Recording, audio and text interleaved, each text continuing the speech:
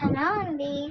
ఈరోజు పొడుగు వంకాయతో గుత్తి వంకాయ టైప్లో ఫ్రై అనేది చేసుకున్నాం. ఫస్ట్గా ప్యాన్ పెట్టి ఆయిల్ వేసేసి దాంట్లో పోపు దినుసులు వేసుకోవాలి.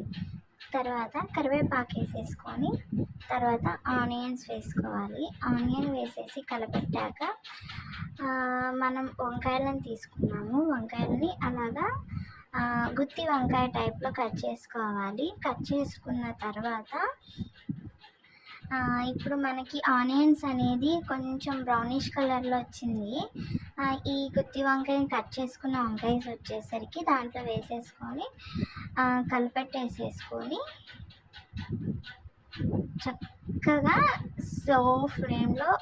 స్లిమ్లో పెట్టేసుకొని మగ్గపెట్టుకోవాలి. చాలా అంటే చాలా టేస్టీగా ఉంటుంది. ఇలాగ ఒకసారి ట్రై చేయండి. మా వారికి అయితే వంకాయ అంటేనే ఇష్టం లేదు. ఇలా చేశాను వంకాయ కూర, లొట్టలు వేసుకొని తిన్నారు. చాలా అంటే చాలా బాగుంది. తర్వాత ఇలా ఒక ప్లేట్ అనేది పెట్టుకున్నాను. ప్లేట్ పెట్టుకొని తీసాక చూసారా ఎంత చక్కగా వేగాయో. ఇంకొంచెం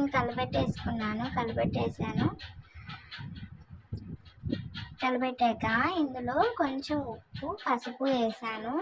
అంటే కొంచెమే వేసాను. నేను పక్కన కారంలో వెల్లుల్లి చిన్నుల్లిపాయ కారం ఉప్పు వేసి మిక్సీ పెట్టాను దీంట్లో కారానికి. సో అక్కడ ఉప్పు ఉంది కాబట్టి సరిపోయిద్ది. ఇందులో కొంచెం నేను ఉప్పు తక్కువే వేసాను. ఇలా వేగిన తర్వాత బాగా మళ్ళీ ఇంకొకసారి మూత పెట్టేసుకొని మళ్ళీ ఒక 5 minutes వేగనిచ్చుకోవాలి. ఇలా వేగనిచ్చుకుంటే మూత పెట్టుకుంటే ముక్క అనేది బాగా మెత్తగా చూసారా కలుపుతుంటేనే విరిగిపోతుంది.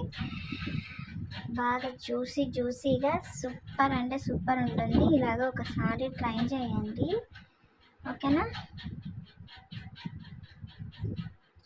చూసారా చక్కగా ఇదేనండి కారము. ఇంట్లో కారమే సాంబార్ కారం. దాంట్లో కొంచెం చిన్నులపాయలు ఉప్పు వేసి మిక్సీ పట్టేసుకున్నాను.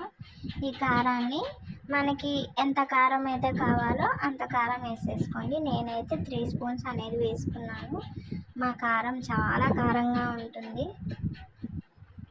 ఇలా ఫ్రై చేసుకున్నాక మొత్తం కలిపెట్టుకేసుకోవాలి.